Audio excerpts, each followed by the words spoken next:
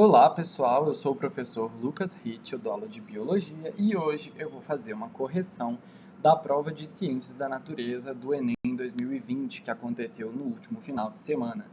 Eu vou corrigir as questões da prova cor-de-rosa, então vai estar na ordem desse caderno, e eu não vou resolver apenas as 15 questões de Biologia, vou resolver então todas as questões que tiverem cobrando algum conhecimento de Biologia na prova de Ciências da Natureza. Então não vão ser só 15 questões, eu vou corrigir 19. A primeira questão, então, relacionada à biologia na prova do caderno rosa é a questão 91. Vamos lá, então. Mega espetáculos com queima de grande quantidade de fogos de artifício em festas de final de ano são muito comuns no Brasil.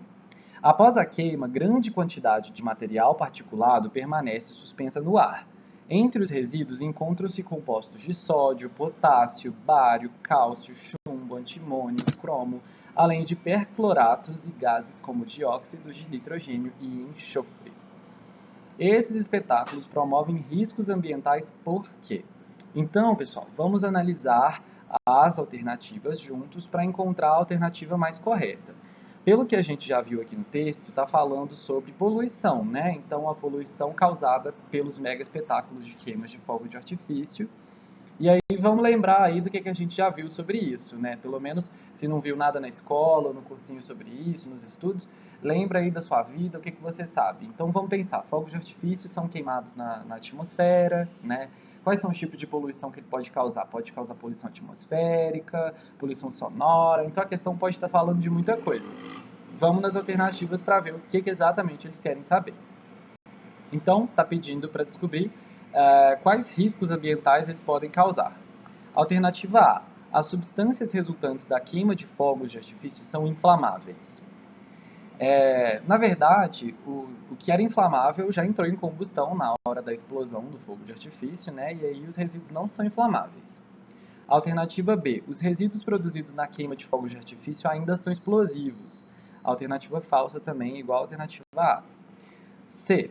O sódio e o potássio são os principais responsáveis pela toxicidade do produto da queima. Vamos analisar no texto, então, quais são os resíduos para ver qual que é mais tóxico, né? Eu estou vendo, por exemplo, sódio e potássio, que não são conhecidos por serem substâncias tão tóxicas, né? Inclusive, a gente usa bastante no nosso corpo para fazer bomba de sódio e potássio e tudo mais. E eu estou vendo ali que tem, por exemplo, chumbo, tem uns gases, e isso aí soa, você não precisa nem saber que isso é mais tóxico que sódio e potássio, mas já soa mais tóxico, né, quando a gente fala de metais pesados, por exemplo. Então, eu diria que não é a alternativa C. Vamos ver a D? Os produtos da queima contêm metais pesados e gases tóxicos que resultam em poluição atmosférica. Eu achei essa alternativa muito boa, vamos manter com ela e ver a última só por desencargo de consciência. O material particulado gerado se deposita na superfície das folhas das plantas, impedindo o processo de respiração celular. Gente, a gente lembra que planta faz respiração celular, assim como vários outros organismos, né? Mas as atividades que precisam que as folhas das plantas estejam livres, não estejam cobertas, não estejam na sombra, é a fotossíntese, né? Então, essas partículas depositadas sobre a folha atrapalhariam mais a fotossíntese mesmo. Então, eu fico com a alternativa D. E pelos outros gabaritos que eu vi por aí, não o gabarito oficial, o pessoal também apostou nessa questão, nessa alternativa. Questão 104, uma questão fácil, uma questão legal, uma questão que quem fez aula comigo tem que ter acertado, porque a gente falou 1000 vezes sobre isso, a gente teve uma aula temática especial sobre engenharia genética, e a gente falou bastante dessa técnica que é muito conhecida no mundo todo, né? Então vamos ver a questão 104 do caderno rosa. Instituições acadêmicas e de pesquisa no mundo estão inserindo genes em genomas de plantas que possam codificar produtos de interesse farmacológico. No Brasil, está sendo desenvolvida uma variedade de soja com um viricida ou microbicida capaz de prevenir a contaminação pelo vírus causador da AIDS, o HIV. Essa leguminosa está sendo induzida a produzir a enzima cianovirina N, que tem eficiência comprovada contra o vírus. Olha que legal, né? Pesquisa muito incrível sendo feita no Brasil. A técnica para gerar essa leguminosa é um exemplo de. E aí, eu já vou explicar para vocês. Já tiveram várias questões iguaizinhas a essa no Enem, que a resposta era a mesma, inclusive. O que ele está querendo é que você saiba qual foi a técnica utilizada, né? E aí, já está contando na segunda linha aqui para a gente, ó. Eles estão inserindo genes nos genomas de plantas. A técnica utilizada aqui, então, é a técnica da transgenia. O que significa isso? Quando você vai fazer um transgênico, nada mais é do que um organismo que recebe parte do DNA, um gene ou vários genes do genoma de outra espécie. Então, quando você insere genes de uma espécie no genoma de outra espécie, isso é transgenia, isso é um transgênico. Pode ser usado para fazer melhoramento de plantas agrícolas, pode ser utilizado igual aí no caso da questão para a produção de substâncias de interesse farmacológico. Muito legal aí, muito utilizado no mundo todo, uma técnica que a gente tem que saber. Igualzinho a gente sabe clonagem, a gente tem que saber também transgenia. E é muito simples. Questão 105. Pesquisadores coletam amostras de água de um rio em pontos diferentes, distantes alguns quilômetros um do outro. Ao longo do rio, há locais de águas limpas, como também locais que recebem descarga de esgoto de área urbana, e locais onde há decomposição ativa com a ausência de peixes. Os pesquisadores analisaram dois parâmetros, o oxigênio dissolvido, OD, e a demanda bioquímica de oxigênio, DBO, em cada ponto de coleta de água, obtendo o seguinte gráfico. Então, gente, já percebemos que essa aqui é uma questão de análise de gráfico, né? Então, a gente tem que interpretar essas informações. A gente sabe que a gente já tem, então, aqui duas informações, né? O nível de oxigênio diluído na água e a demanda bioquímica do oxigênio dos organismos aí desse rio. Vamos ver o resto das informações aqui. O oxigênio dissolvido é proveniente da atmosfera e da fotossíntese que ocorre dentro do curso d'água, e a sua concentração é a função das variáveis físicas, químicas e bioquímicas locais. A DBO, que é a demanda bioquímica de oxigênio, é a quantidade de oxigênio consumida por micro-organismos em condições aeróbicas para degradar uma determinada quantidade de matéria orgânica, durante um período de tempo, numa temperatura de incubação específica. Ou seja, a demanda, então, que a gente estava vendo aqui na primeira parte do texto, falando que existe decomposição. Cadê? Deixa eu achar aqui. Decomposição ativa com ausência de peixes. Então, são esses micro-organismos aqui aeróbicos fazendo a decomposição da matéria orgânica, né? Então, vamos ver o que essa questão está querendo. Qual ponto da amostragem da água do rio está mais próximo ao local em que o rio recebe despejo de esgoto? Então, a gente vê aqui no gráfico ó, que a gente tem de 1 a 5 os pontos que o pessoal marcou lá no rio para poder coletar as amostras. E aqui a gente tem os resultados das amostras, né? O asterisco significa o oxigênio dissolvido, a cruzinha significa a demanda bioquímica de oxigênio naquela área. Pessoal, vamos pensar então o que acontece na água quando a gente joga esgoto urbano lá, e para a gente poder entender nesse gráfico qual é a parte, qual é o ponto que tem mais concentração de esgoto, né? Então, pensa, esgoto é matéria orgânica. Quando você coloca muito mais matéria orgânica num corpo d'água, qual o nome desse desequilíbrio ambiental, né? Qual o evento que isso pode causar? Eutrofização. Quando você aumenta demais a quantidade de matéria orgânica no curso d'água, e aí você vai ter uma taxa elevada de decomposição, né, para decompor essa matéria orgânica que está lá.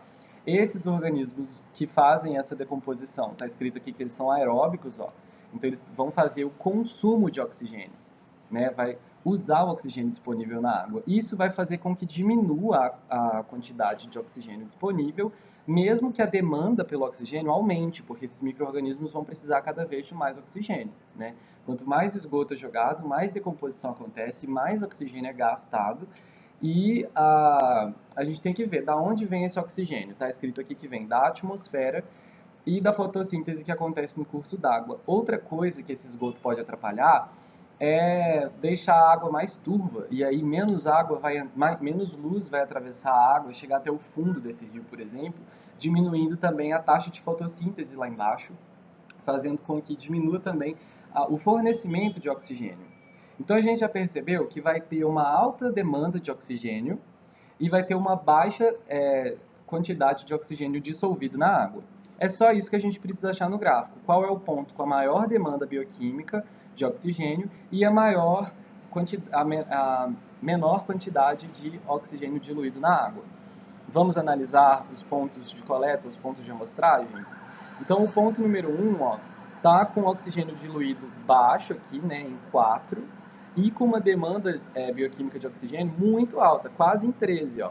Então, o ponto 1 já é um ponto que indica que está bem próximo de onde despejam o esgoto. Mas vamos ver os outros pontos também, para ver se há algum deles. No ponto 2, a distribuição de oxigênio diluído na água também está baixa, está mais baixa até do que o ponto 1. Mas a demanda bioquímica de oxigênio não está tão alta quanto o 1. Então, por enquanto, eu ainda acho que o 1 está mais próximo, né, da onde despejam o esgoto. No 3, o oxigênio dissolvido está muito pouco e a demanda bioquímica também está pouca. Mas você já percebe aqui que também está numa situação de desequilíbrio, né? Para isso aqui estar equilibrado, tem que ter mais oxigênio do que demanda, né? Então precisa ter mais oxigênio diluído do que micro-organismos precisando desse oxigênio para ser uma situação de equilíbrio. No ponto 4, a demanda bioquímica de oxigênio também está mais alta que a distribuição, mas ainda está em níveis mais baixos do que o ponto 1. E no ponto 5, a demanda bioquímica de oxigênio está mais baixa do que a distribuição de oxigênio. Então, o melhor ponto até agora é o ponto 5.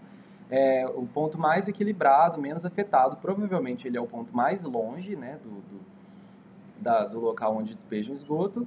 E o ponto número 1, já vimos, ficou evidente que ele é o ponto mais próximo da descarga de esgoto aí nesse rio. A alternativa A é ponto número 1.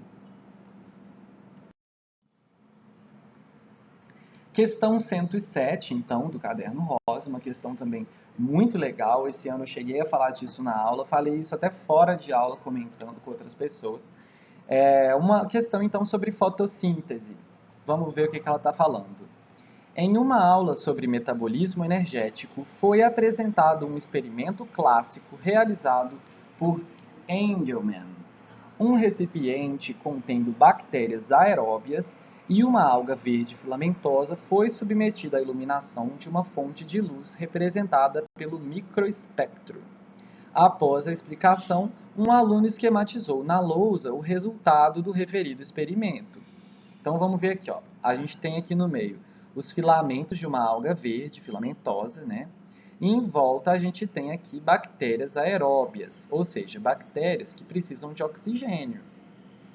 Aqui embaixo a gente tem um microespectro mostrando a luz que está chegando aí nesse experimento. Aqui a gente tem a faixa de luz vermelha, amarela, verde, azul e violeta. Considerando a figura, a faixa do microespectro em que a alga possui maior taxa de realização fotossintética é a do... Então, esse experimento aqui vai mostrar para nós qual cor de luz ali que vai proporcionar a maior taxa fotossintética para essa alga. E como que a gente sabe qual parte aqui que vai ter mais atividade fotossintética?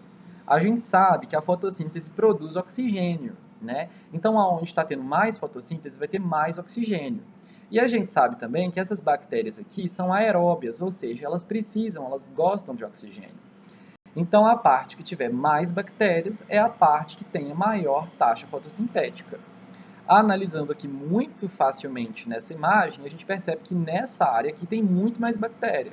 Então, a gente percebe que a luz vermelha é a luz que proporciona maior taxa fotossintética.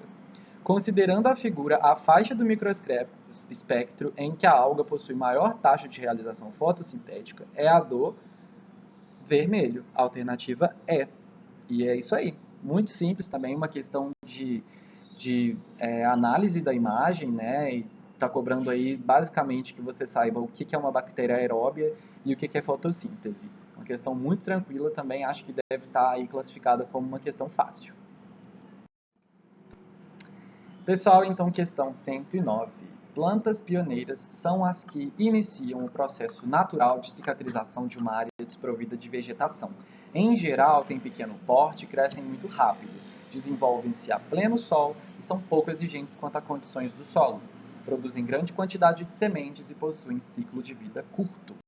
Então a gente sabe agora características, né, do que é uma planta pioneira. São plantas pequenas, reproduzem rápido, crescem rápido, desenvolvem no sol pleno, não precisa de sombra e são pouco exigentes às condições do solo. Então são plantas realmente ideais para serem plantadas aí num local degradado, que vai estar com solo ruim, que vai estar com alta taxa de incidência de luz solar, que vai estar com baixa umidade, justamente por causa de tanto sol e também por causa da erosão, né? Então quando chover essa água vai embora, ela não vai ficar retida ali no solo, nas raizinhas das plantas e tudo mais. Então a gente tem que ver, segundo o enunciado, né, vamos ver, essas plantas são importantes em um projeto de restauração ambiental, pois promovem o que no solo?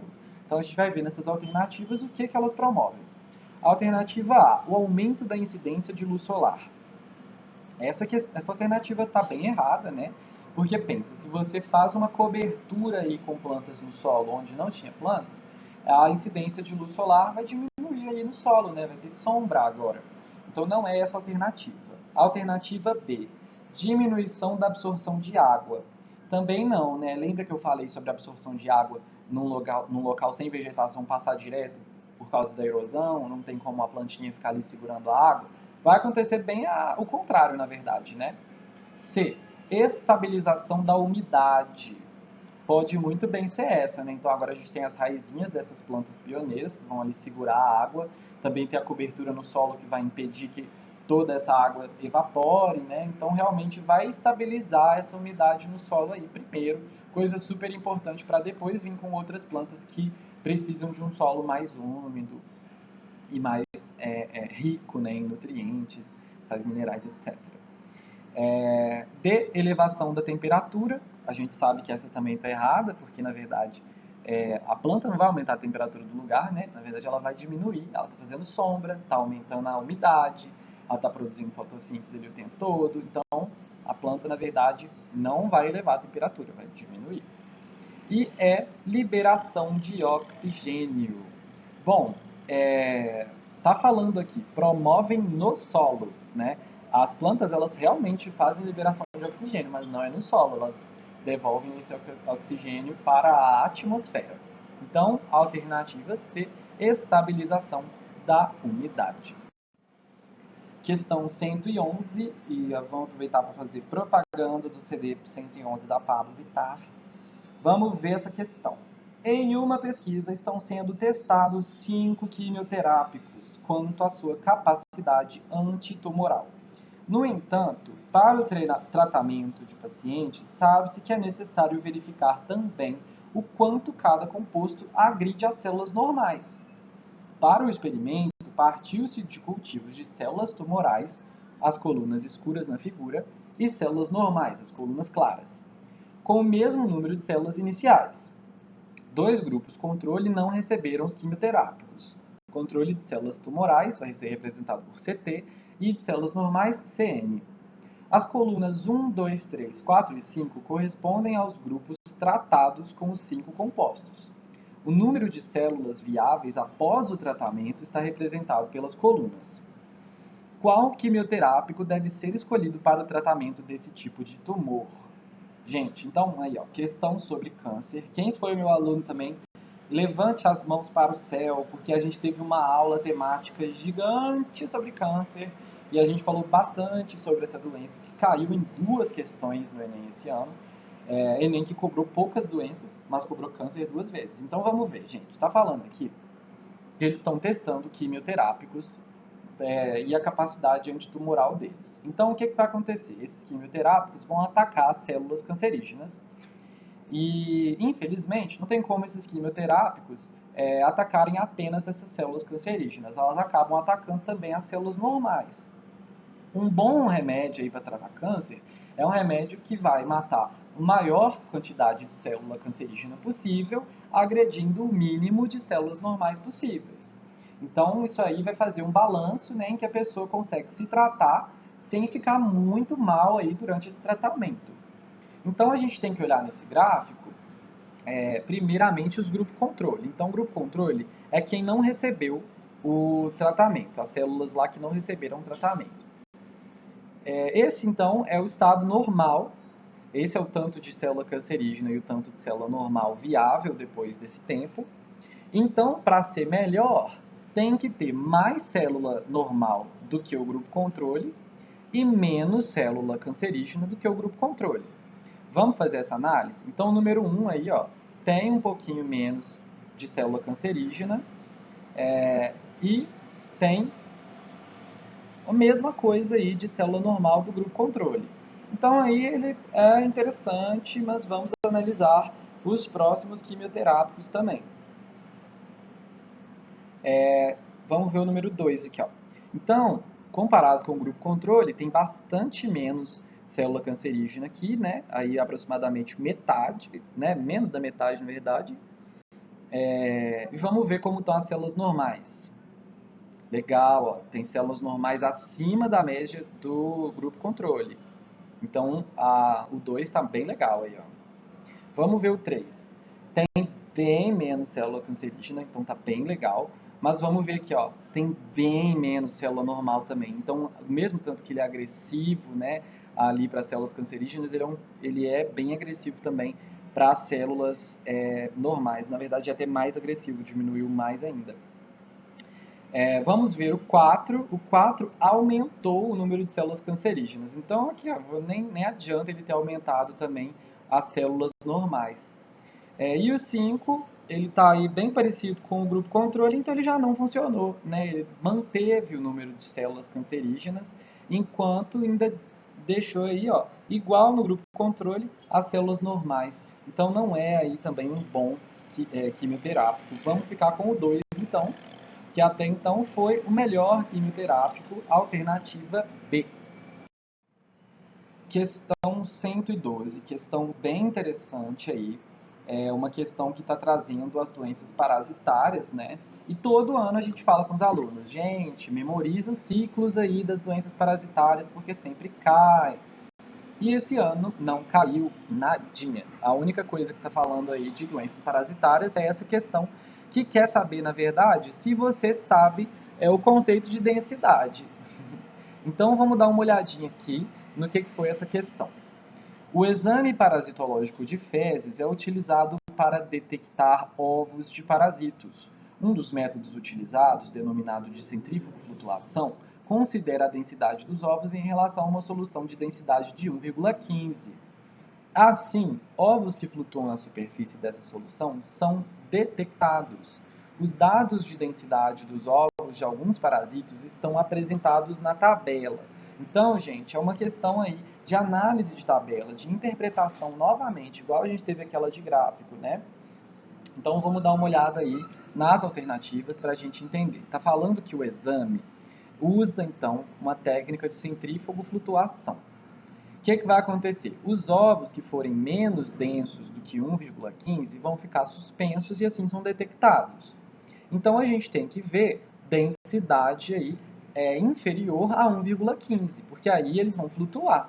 Quem for mais denso do que 1,15 vai afundar e não vai ser detectado. O enunciado pede, considerando-se a densidade dos ovos e da solução, ovos de quais parasitos podem ser detectados por esse método? É só a gente vir aqui na tabela e ver todo mundo que é menor que 1,15. Então ficou o Ancylostoma, o Ascaris lumbricoides e o Ascaris suum. Vamos ver se tem essa alternativa? A alternativa A está falando dos Ascaris, mas está colocando o Schistosoma mansoni. A B aqui já tem outros também, ó. Na alternativa C, a gente tem o Ancylostoma e os dois ácaris. Essa alternativa, então, a alternativa C, ficou aí, né, uma questão bonitinha, questão fácil, mamão com açúcar, muito tranquilo. Questão 114, então, a questão aí muito interessante também, porque está falando de impactos ambientais, desequilíbrios ambientais, ecologia de novo aí, com tudo. Em 2011, uma falha no processo de perfuração realizado por uma empresa petrolífera ocasionou o derramamento de petróleo na bacia hidrográfica de Campos, no Rio de Janeiro. Os impactos decorrentes desse derramamento ocorrem porque os componentes do petróleo, então vamos ver, teve um vazamento de petróleo, né? E aí, o que vai acontecer?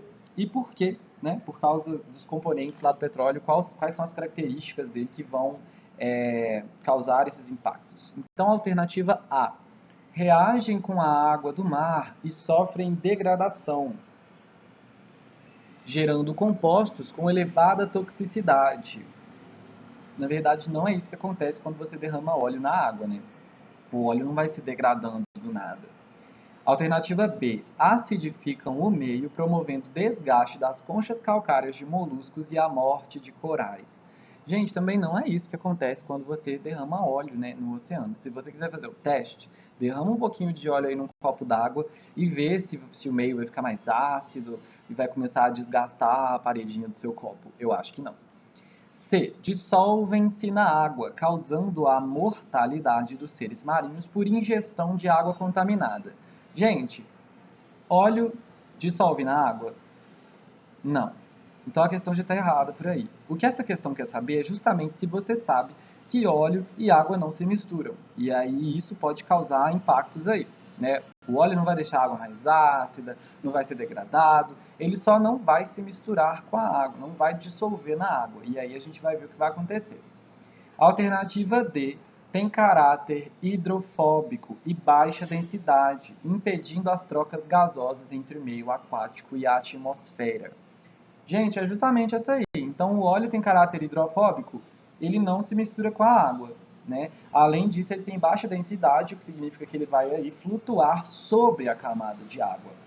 O que vai acontecer é justamente o impedimento das trocas gasosas entre a água e a atmosfera, porque agora a gente tem esse teto, né, na superfície do oceano, superfície da água. Vamos ver a alternativa E. Tem cadeia pequena e elevada volatilidade, contaminando a atmosfera local e regional em função dos ventos nas orlas marítimas. Tá errado, né? Os óleos não têm cadeia pequena, volatilidade alta, e aí vai acabar lá na beira da praia, saindo no ar, na atmosfera, poluindo o ar ali. Não é isso que vai acontecer, a gente viu, a alternativa D mostra muito bem o que acontece, é a alternativa D. Questão 115, o terror do Enem nesse ano. Gente, questão mais difícil de biologia do ano.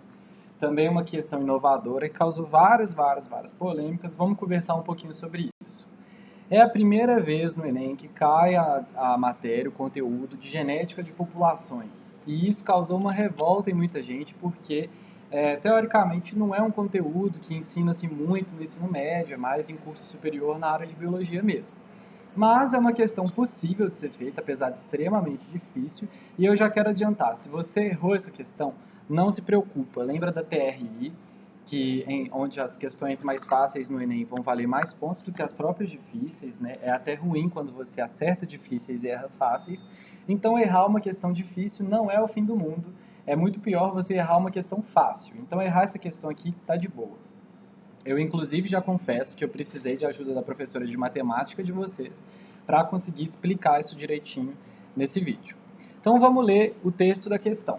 Uma população encontra-se em equilíbrio genético quanto ao sistema ABO, em que 25% dos indivíduos pertencem ao grupo O e 16% ao grupo A homozigoto.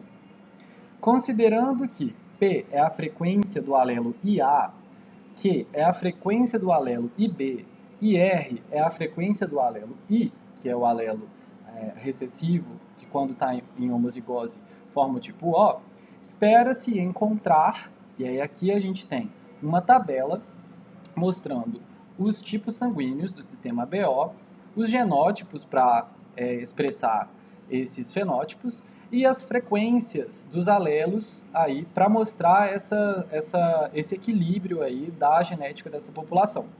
A porcentagem de doadores compatíveis para alguém do grupo B nessa população deve ser D. Então a gente quer descobrir aqui, a gente já sabe a proporção aí de indivíduos do tipo O, de indivíduos do tipo A. A gente quer saber qual a porcentagem de doadores compatíveis para alguém do tipo B. Então vamos pensar nos nossos conhecimentos de biologia. Quem é compatível com o grupo B? o próprio grupo B e também o grupo O, que é o doador universal, né?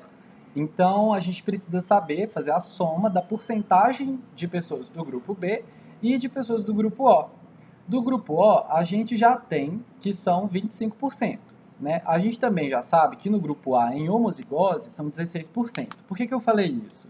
Porque a gente está vendo aqui nos genótipos do grupo A, ó, que a gente tem a possibilidade aí de homozigose e também a possibilidade de heterozigose, né, que seria o alelo IA acompanhado do alelo recessivo Izinho. A gente está falando, então, que 16% são essa parcela aqui, que tem os dois alelos IA e A. Então, na frequência, vai ser aqui representado por essa parte do P ao quadrado. 2 mais PR seria aqui a frequência dos alelos heterozigóticos. Então, a gente sabe que isso aqui são os 16%, ok? A partir disso, a gente tem que descobrir, então, a porcentagem de O e de B, e para isso a gente vai precisar do auxílio dos conhecimentos lógico-matemáticos, aqueles que faltam bastante para mim. Então vamos lá, pessoal. A gente tem então aqui, ó, que P mais Q mais R é igual a 100%. Isso aqui é uma equação normalzinha, né? A gente só está igualando tudo isso aqui a 1, porque é como se fosse aqui 100 sobre 100, né? Então, já resumidinho, já fica aqui P mais Q mais R é igual a 1. Para a gente poder descobrir os valores aí, né, dessas variáveis. Vamos ver. O O, então, a gente já sabe que tem 25%. Então, a gente sabe que R ao quadrado, que está aqui, ó, na frequência, é igual a 0,25. Isso aqui só transformando, né, a porcentagem em decimal. A gente sabe também que o grupo A, em homozigose, são 16%, ou seja, P ao quadrado, aqui na frequência, vai equivaler a 0,16. 16% passado para decimal, né? Então, agora a gente vai resolver para descobrir o quanto dá o R e quanto dá o P sem esses quadradinhos aqui, né? Então, a gente, para isso, vai fazer tirar a raiz quadrada disso. Eu já deixei simplificado aqui para vocês, em que a raiz quadrada de 0,25 vai ser 0,5. Então, R é igual a 0,5. P ao quadrado vai ser 0,16. Tirando a raiz quadrada, então, a gente tem P igual a 0,4. Estamos prontos para passar, então, para a próxima etapa da continha. Então, a gente tem que P mais Q mais R é igual a 1. Substituindo, a gente tem 0,4 mais Q mais 0,5 igual a 1. Q, então, vai ser igual a 1 menos 0,9, que é a soma de 0,4 mais 0,5, e a gente tem o valor de Q, que é 0,1. Para a gente descobrir, então, a frequência lá do tipo B, a gente precisa resolver essa formulazinha já dada aqui para a gente na tabela, da frequência do tipo B, que é Q ao quadrado mais 2QR é igual a P, né? O tipo B. Então, a gente tem que, substituindo 0,1 ao quadrado mais 2 vezes 0,1 vezes 0,5 vai dar igual a B. Acompanha aqui comigo. Então, realizando aqui já essas multiplicações, a gente vai ter que 0,01 mais 0,1 vai ser igual a B. E agora a gente descobre, então, que somando 0,1 mais 0,01 a gente tem 0,11, que é o valor de B. Trazendo isso aqui de decimal para porcentagem, dá 11%. Legal, vamos correr lá e marcar a alternativa que tem 11%. Vamos lembrar que 11% é apenas a parcela do tipo B e a gente tem que lembrar que os doadores universais do tipo O também podem ser compatíveis, né, com o tipo B e podem ser doadores para esse tipo sanguíneo.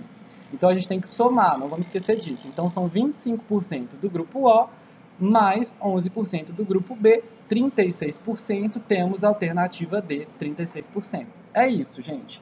É difícil mesmo, tem que saber matemática. Mas ela é possível, ela provavelmente não vai ser anulada simplesmente por ter tratado de um tema novo.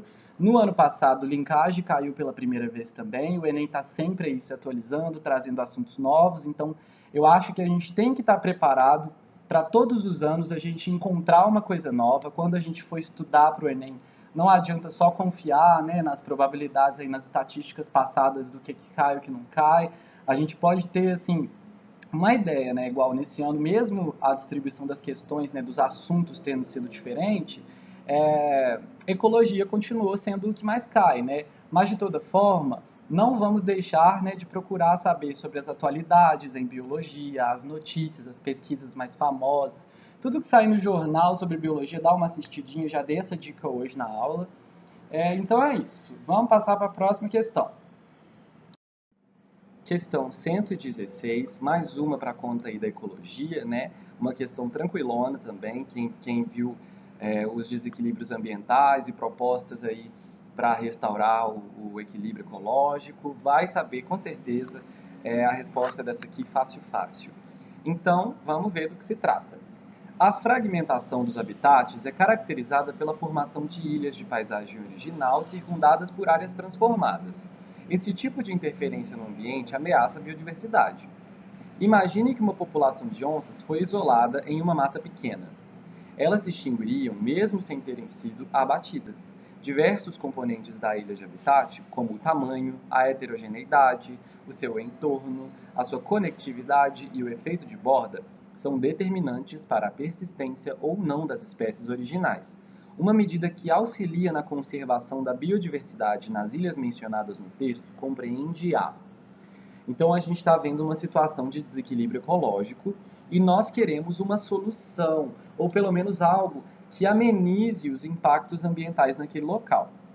Então a gente está vendo aqui uma questão sobre fragmentação de habitats. Então vamos supor, a gente tem um habitat lá de cerrado e aí ele foi fragmentado por causa de, sei lá, um pasto que estão construindo, né? Uma plantação de soja, melhor, uma plantação de soja.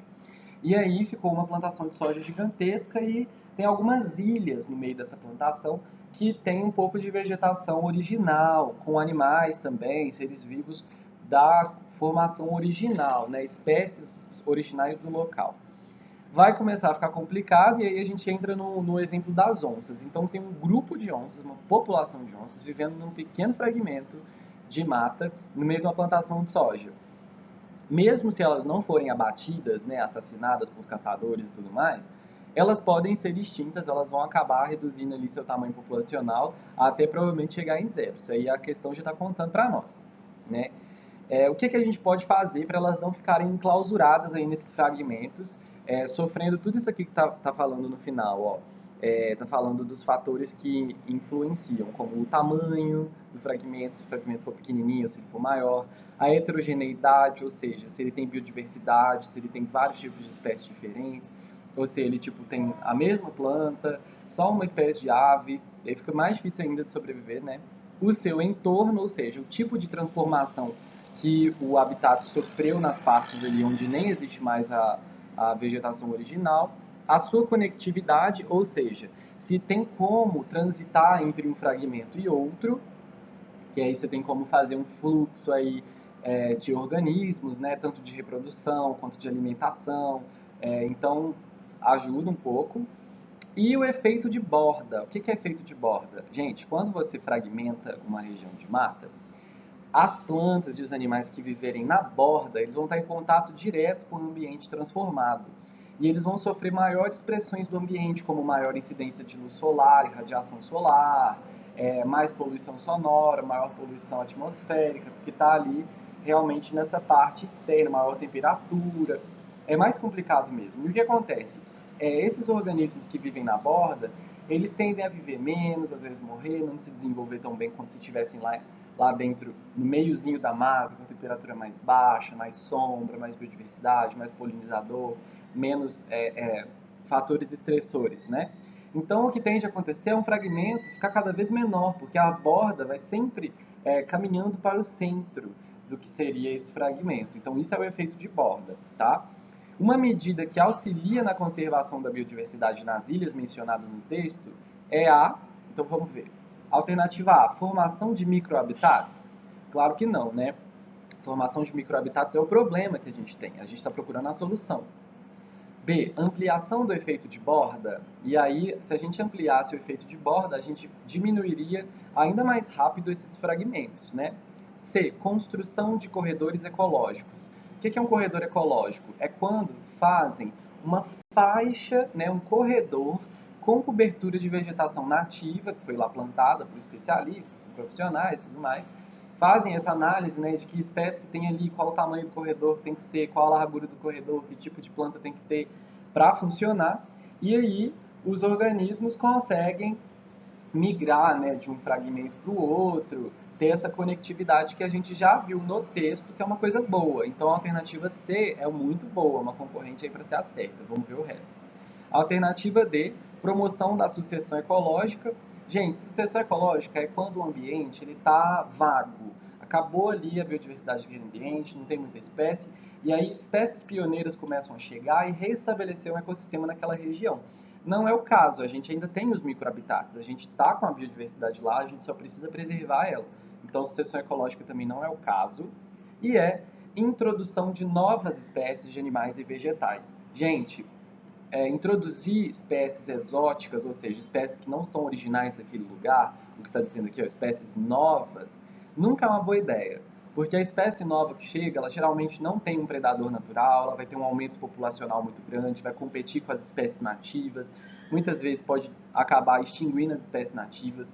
A espécie nova pode trazer algum vírus, alguma doença nova para aquele ecossistema também e acabar com aquele lugar. Então, levar a espécie nova nunca vai ser uma boa solução. As espécies elas têm que ser as nativas mesmo que estão nos lugares para manutenção da biodiversidade. Então, a alternativa C, construção de corredores ecológicos. Questão 118, uma questão aí sobre ecologia, mais uma questão sobre petróleo, dessa vez falando dos ciclos biogeoquímicos. Quem foi nessa aula sabe tudo, porque está cobrando de um jeito muito, mas muito fácil mesmo. Grandes reservatórios de óleo leve de melhor qualidade e que produz petróleo mais fino foram descobertos no litoral brasileiro numa camada denominada pré-sal, formada há 150 milhões de anos. A utilização desse recurso energético acarreta para o ambiente um desequilíbrio no ciclo do. Então vamos pensar, o uso do combustível fóssil lá, o petróleo, né, a queima dos combustíveis fósseis, vai desequilibrar qual ciclo biogeoquímico? E aí, gente, eu esperava que vocês já falassem na ponta da língua, carbono, professor, carbono. O único ciclo aí que a gente vai realmente estar falando sobre combustão de combustível fóssil é o do carbono, né? Então, se você libera aquelas cadeias carbônicas que estão presas lá há 150 milhões de anos, você está trazendo de volta para a superfície um monte de carbono aí, você vai aumentar a quantidade de carbono devolvida para a atmosfera, né? O que vai aumentar possivelmente o efeito estufa, agravando o aquecimento global. Então a gente está falando disso, né? Sobre queima de combustíveis fósseis, desequilibrando o ciclo do carbono. Vamos ver as alternativas, só para ver o que eles estão cobrando.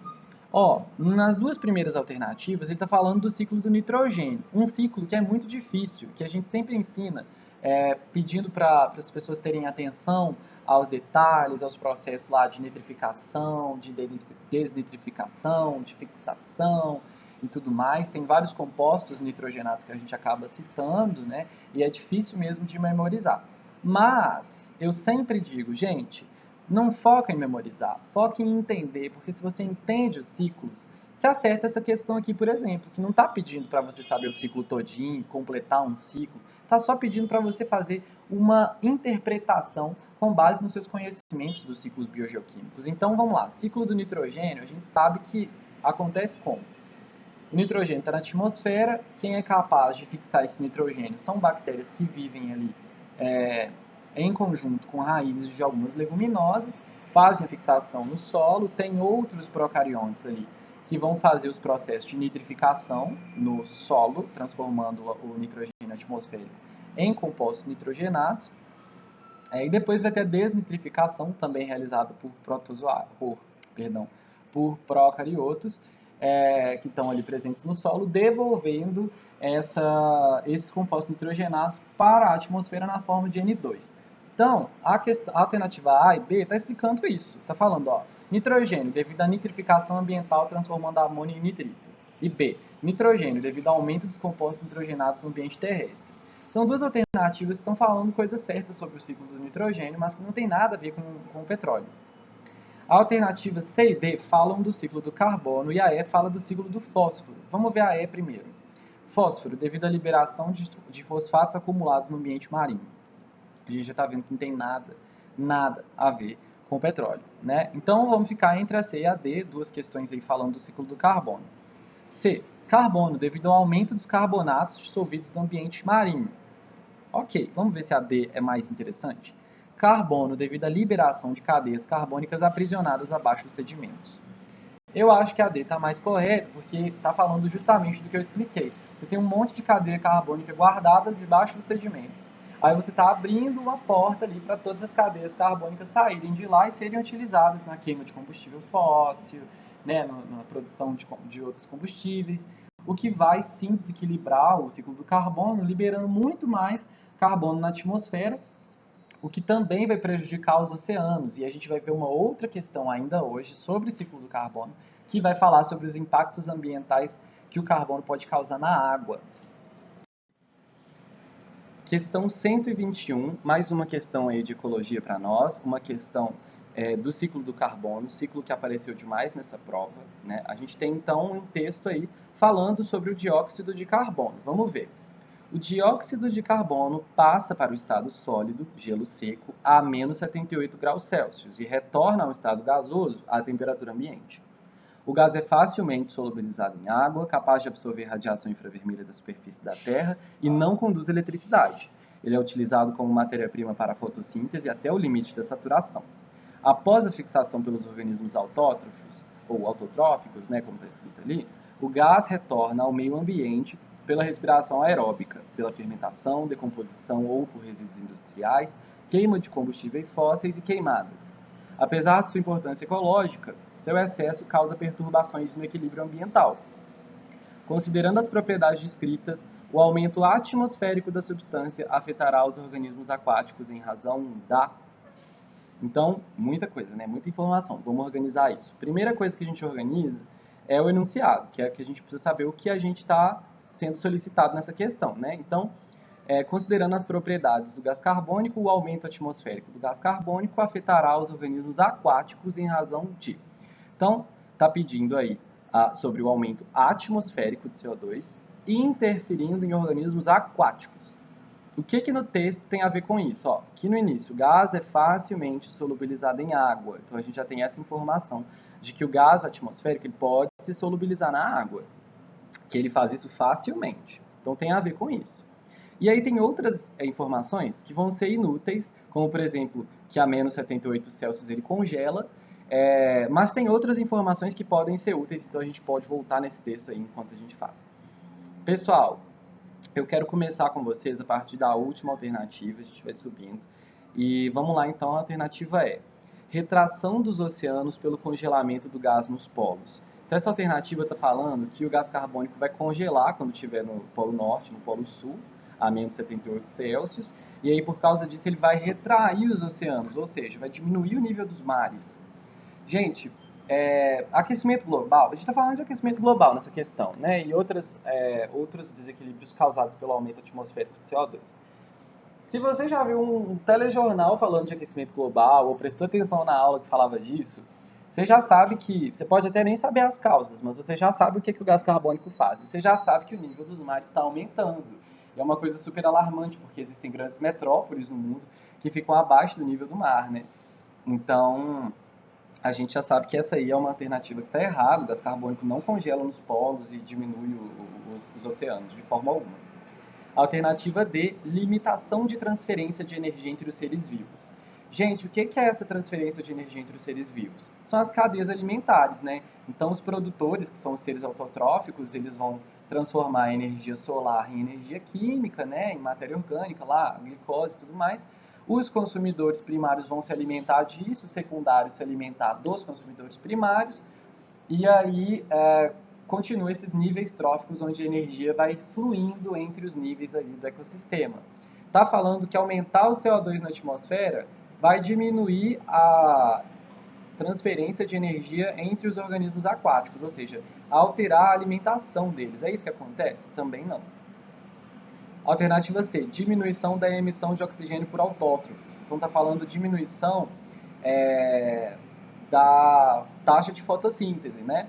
E aí a gente vê aqui, ó, que o gás carbônico é utilizado como matéria-prima da fotossíntese, né? Então, não necessariamente ele vai diminuir a fotossíntese, né? A fotossíntese precisa dele para acontecer. Na falta de CO2, a fotossíntese não acontece. No excesso, não necessariamente ele, em primeiro momento, vai diminuir a taxa fotossintética desses organismos. Alternativa B, restrição da aerobiose, é isso mesmo, pelo excesso de poluentes. Então está falando aqui, restrição da aerobiose, restrição dos processos de obtenção de energia aí dos organismos utilizando oxigênio, restrição da respiração celular, por exemplo. Para isso acontecer, tem que ter a diminuição na concentração de oxigênio, mas não é esse o caso, né? A fotossíntese continua acontecendo normal, então a restrição da aerobiose não é um problema que está acontecendo, e pelo excesso de poluentes aqui, né? A gente está falando de um poluente, né? O gás carbônico, no caso. A redução do potencial hidrogeniônico da água. Não, professor, que palavra difícil, o que é potencial hidrogeniônico? Nunca ouvi falar disso. E é aí que vocês se enganam, né? Quem acha que nunca ouviu falar de potencial hidrogeniônico é porque não percebeu que potencial hidrogeniônico é pH. Então está falando que vai ter a redução do pH da água, vai diminuir o pH da água, ou seja, vai acidificar a água dos oceanos. Isso interferiria na vida dos organismos aquáticos? Certamente, né? A gente já sabe que o dióxido de carbono é um óxido ácido, em contato com H2O vai acontecer uma reação formando ácido carbônico, né? E aí a gente vai deixar a água realmente mais ácida, o que pode interferir, pode causar esbranquecimento de corais, morte de diversos micro-organismos, organismos do fitoplâncton, do zooplâncton. Então, é realmente uma coisa que afeta os organismos aquáticos, né? Uma vez que a gente já viu aqui na questão que o gás vai solubilizando na água, produzindo esse ácido. Então, é a alternativa A, redução do pH da água. Questão 122, também sobre ecologia, também sobre petróleo. A gente já viu aí, ó, duas questões sobre petróleo, duas questões sobre gás carbônico, um monte de questão de ecologia, como era de se esperar, né?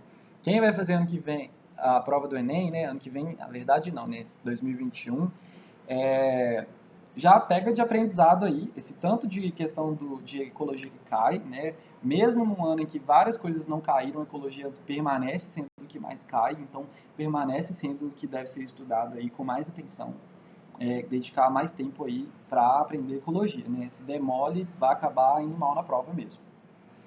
Vamos para a questão. Grupos de proteção do meio ambiente conseguem resgatar muitas aves aquáticas vítimas de vazamento de petróleo.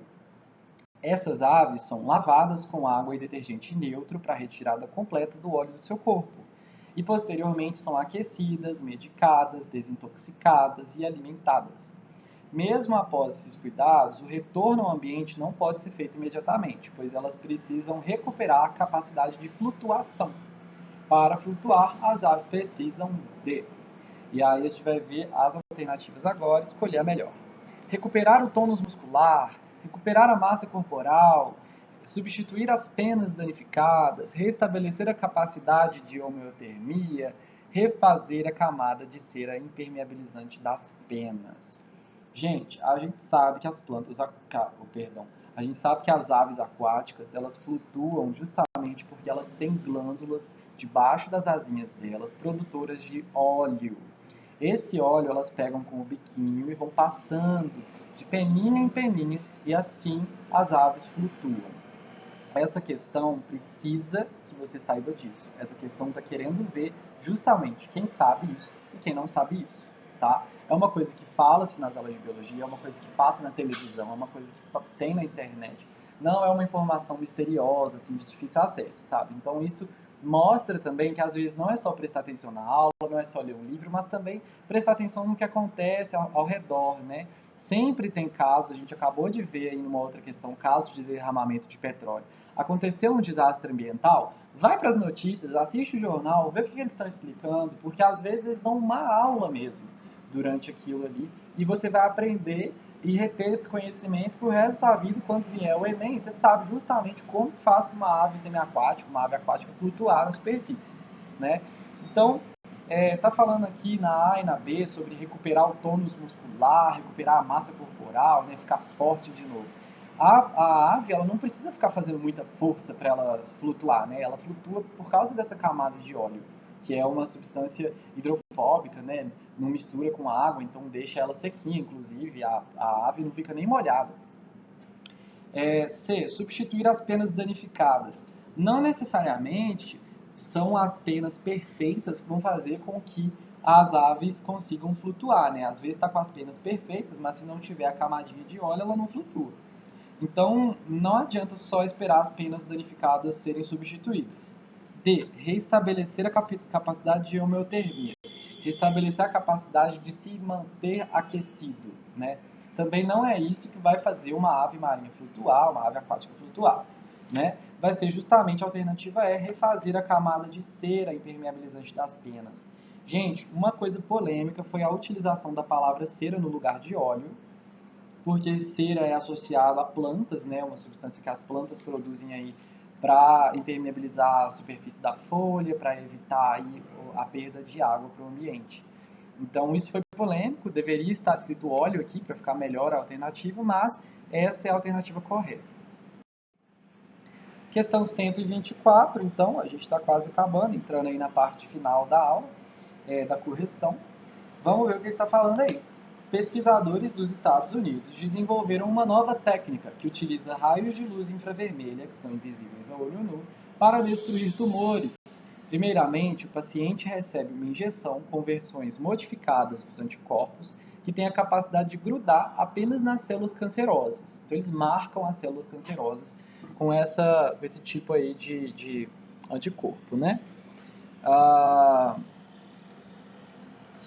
Vamos ver. Sozinhos, eles não fazem nada contra o tumor. Entretanto, esses anticorpos estão ligados a uma molécula denominada IR700, que funcionará como uma microbomba que irá destruir o câncer.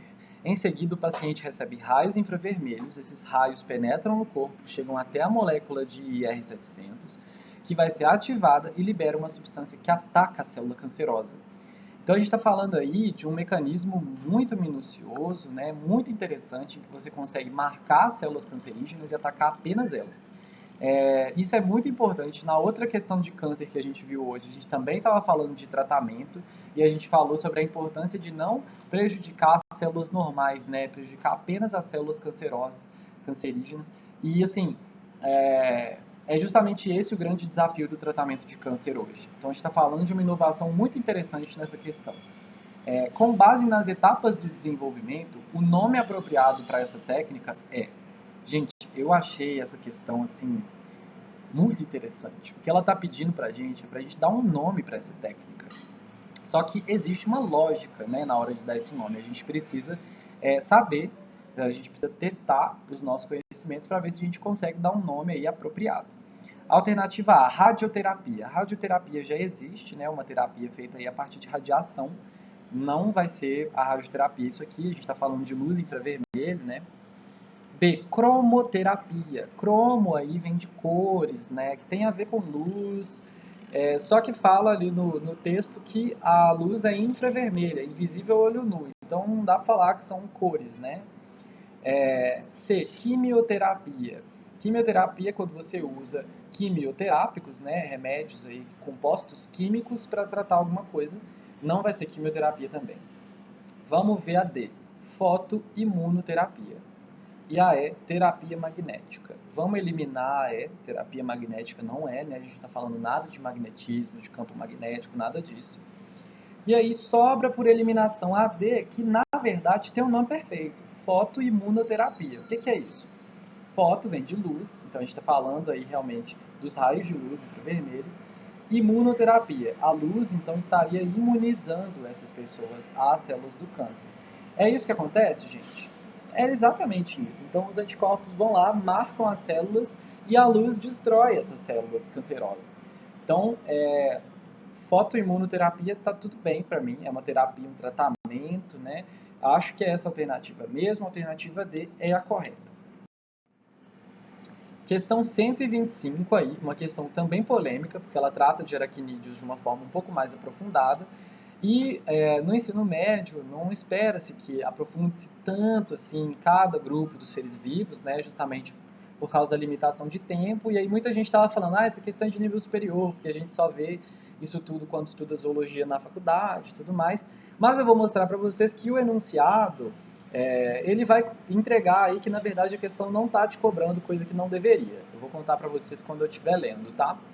Vamos lá. Aranhas, escorpiões, carrapatos e ácaros são representantes da classe dos aracnídeos. Esses animais são terrestres, em sua grande maioria, e ocupam os mais variados habitats, tais como montanhas altas, pântanos, desertos e solos arenosos. Podem ter sido os primeiros representantes do filo artrópoda a habitar a terra seca. A característica que justifica o sucesso adaptativo desse grupo na ocupação do ambiente terrestre é a presença de... Gente, então, está falando basicamente sobre o filo artrópoda habitar a terra seca. E aí pode ter sido que os aracnídeos fizeram isso primeiro. Então, está falando de características do filo artrópoda como um todo. Coisa que a gente estuda muito bem no ensino médio, sim, e inclusive no Humanizar a gente falou bastante disso também. A gente teve aulas aí de evolução, depois de cladística, e a gente entrou na zoologia falando de cada grupo. Mesmo não aprofundando em todos os grupos, a gente fala das características gerais e das importâncias evolutivas dessas características para o grupo. Então vamos ver, a gente está falando de artrópode colonizando o ambiente terrestre pela primeira vez. O que é importante para ele conseguir fazer isso? Então, A. Quelíceras e pedipalpos que coordenam o movimento corporal. O que é a quelícera e o pedipalpo? Nas aranhas, né, a quelícera então vai ser aquela partezinha da mandíbula dela que ela usa lá para, né, se alimentar e tudo mais. E os pedipalpos são estruturas também ali na região da frente do animal, que no caso das aranhas serve aí para identificação de macho e fêmea, no caso dos escorpiões são aquelas pinças, né? Então não foi necessariamente isso que fez com que eles tivessem a possibilidade de colonizar o ambiente terrestre, até porque outros artrópodes aquáticos não colonizaram a Terra por causa dessas características, né? B. Excreção de ácido úrico que confere estabilidade ao pH corporal. Também não é isso que fez com que os organismos colonizassem o ambiente terrestre, né? Isso aí, colonizar o ambiente terrestre tem mais a ver com a capacidade de não perder água para o ambiente. Por isso que os seres vivos ficam lá dentro da água mesmo. A água é super importante para a vida e a novidade evolutiva para todos os grupos conseguirem sair da água foi a capacidade de não desidratar imediatamente quando sai da água, né? A capacidade de guardar água no corpo. É isso que a gente está procurando. Vamos ver. C. Exoesqueleto constituído de quitina que auxilia no controle hídrico corporal.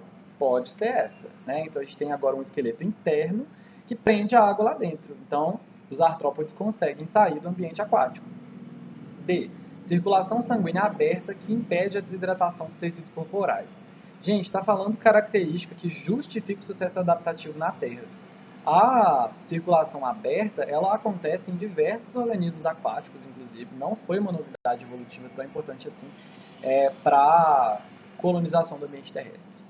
A alternativa é sistema nervoso ganglionar, que promove a coordenação central dos movimentos corporais. Gente, sistema nervoso ganglionar também não é essa novidade que fez com que os artrópodes saíssem da água. Vários organismos aquáticos têm sistema também nervoso ganglionar e utilizam isso lá no ambiente aquático. Isso não foi nenhuma novidade aí que ajudasse a manter o corpo hidratado. Próxima questão, então. Pessoal, questão 128, uma questão tranquila também, está falando aí de conhecimentos da área de evolução, especiação, surgimento, né, de novas espécies. Então, vamos ver. Uma população no momento A sofre um isolamento em duas subpopulações no momento B. Então, aqui no momento A a gente tem essa população, no momento B ela foi fragmentada em duas partes por um fator de isolamento I. Então, esse aqui é um fator de isolamento.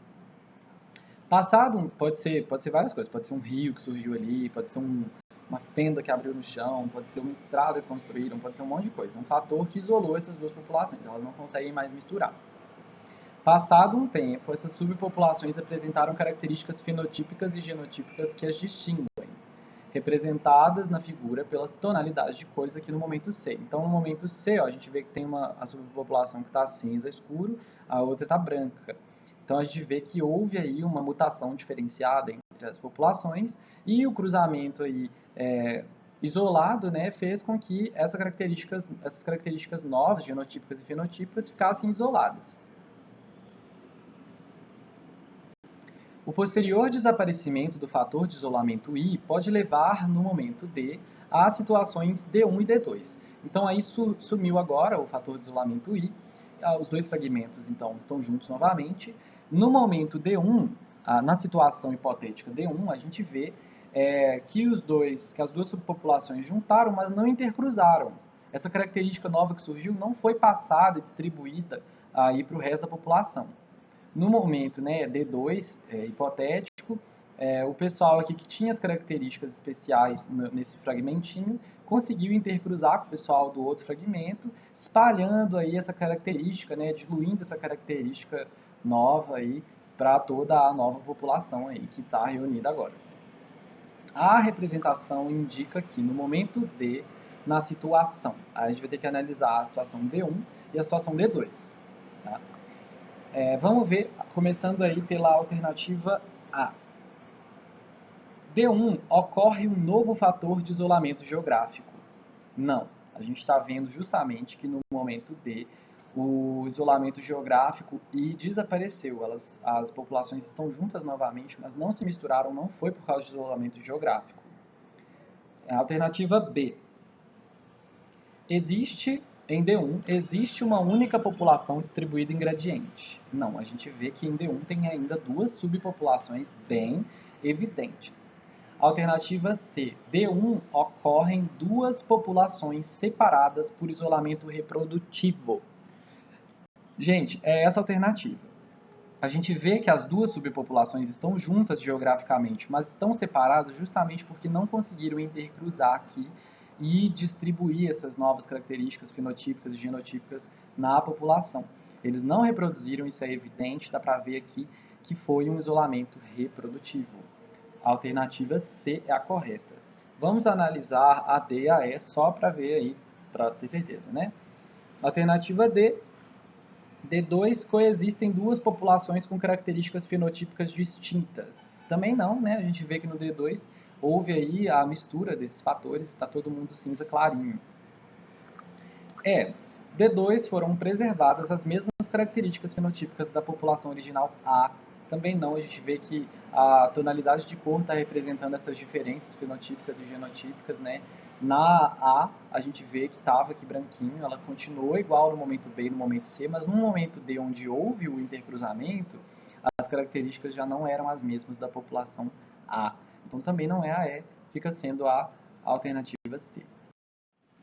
Questão 129, o mais perto que a gente chegou de falar de fisiologia dos sistemas humanos, é um tópico da prova que sempre caía demais e que esse ano, assim, apareceu só contextualizadinho nessa questão mesmo.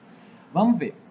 Na indústria farmacêutica é muito comum o emprego de substâncias de revestimento em medicamentos de uso oral, pois trazem uma série de benefícios como alteração do sabor em medicamentos que têm um gosto ruim, melhoria da assimilação do composto, entre outras ações. Alguns compostos poliméricos à base do polissacarídeo celulose são utilizados para garantir que o fármaco somente seja liberado quando em contato com soluções aquosas cujo pH se encontre próximo da faixa da neutralidade.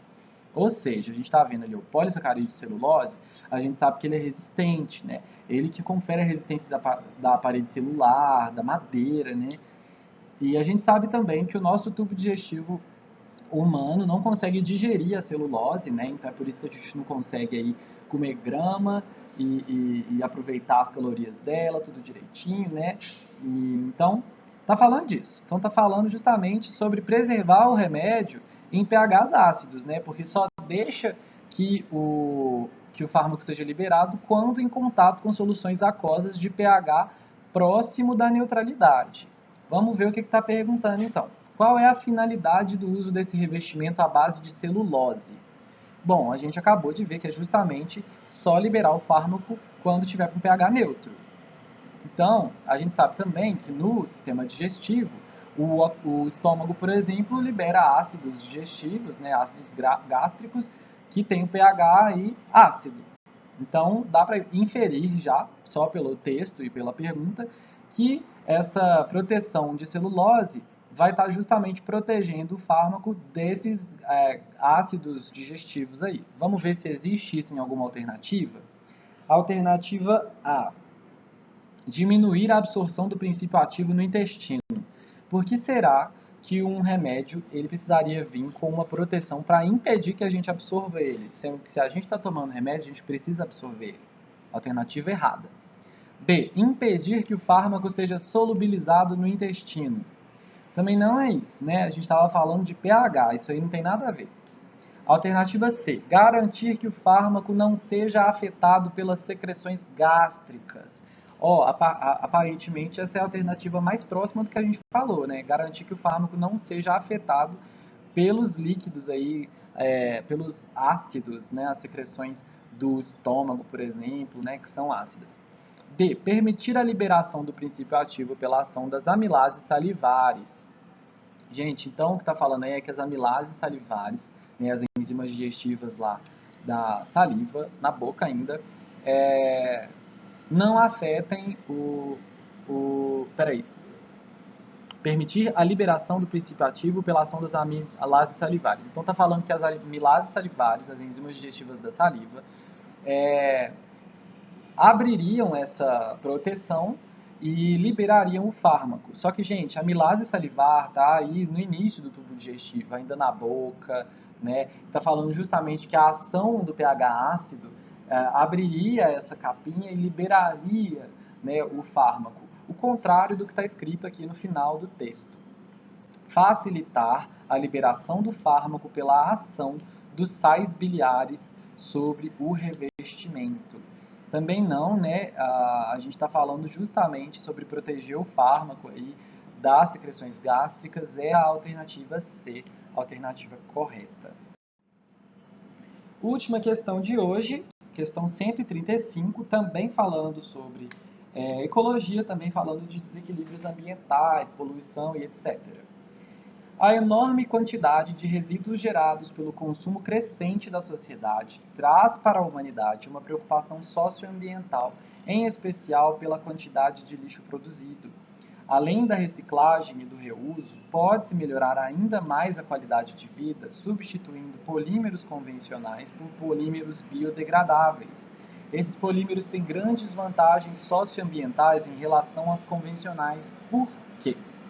Então tá falando aí, gente, que a gente está consumindo demais, que a gente está aumentando a quantidade de lixo, e está falando que a gente pode reciclar, reutilizar para melhorar a qualidade de vida, né? E também podemos substituir esses polímeros convencionais por polímeros biodegradáveis. O que é esse polímero convencional que eles estão falando? Plástico.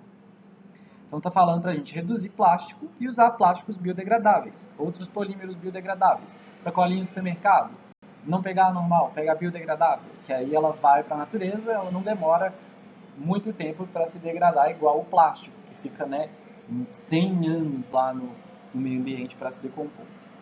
Que é, inclusive, uma dos piores poluentes, né, se tratando de ecossistemas aquáticos, a gente vê todo o terror das tartarugas engasgando com canudinho, né? Então, realmente, é uma questão sobre diminuir o uso de plástico. Vamos ver as alternativas que melhor expressam aí o que a gente está, o que o polímero biodegradável ajuda o meio ambiente. Então, A, eles não são tóxicos.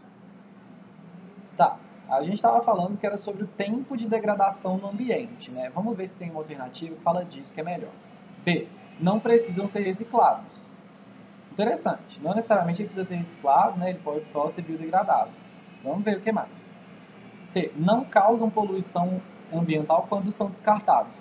Tá errada essa, porque causa sim, né? Quando você descarta ali o plástico biodegradável, ele vai ficar um tempo no meio ambiente, ele vai causar sim uma poluição por um tempo. Só que vai ser por muito menos tempo do que o plástico convencional. D, são degradados em um tempo bastante menor do que os convencionais. É exatamente o que a gente está falando, né? Então, é bom você usar um polímero biodegradável porque ele vai ser degradado muito antes do que um polímero convencional, do que um plástico comum. E apresentam propriedades mecânicas semelhantes aos convencionais. Realmente apresenta, né, a sacolinha de plástico biodegradável, por exemplo, ela também suporta o peso e tudo mais, mas não é por isso que o polímero tem uma grande vantagem socioambiental em relação ao convencional. Vai ser justamente a parte, então, de ser degradado em um tempo bastante menor que o convencional, alternativa D. Pessoal, muito obrigado pela atenção. Isso aqui ficou bem longo, né? Porque eu fiquei explicando bastante cada questão. A gente sabe que no Enem a gente tem uma média de 2, 3 minutos para cada uma. Aqui eu usei muito mais, mas justamente para poder explicar bem detalhadamente, alternativa por alternativa. Valeu aí. Quem quiser me seguir, continue me seguindo. Eu sou o Louco dos Ratos em todas as redes sociais. Pode seguir também o perfil do CP Humanizar no Instagram, curso popular, né? E também o Instagram do Bio Humanizar, que é a equipe de biologia do cursinho Humanizar, a qual eu coordeno e sou parte também como professor. É isso, muito obrigado e até a próxima.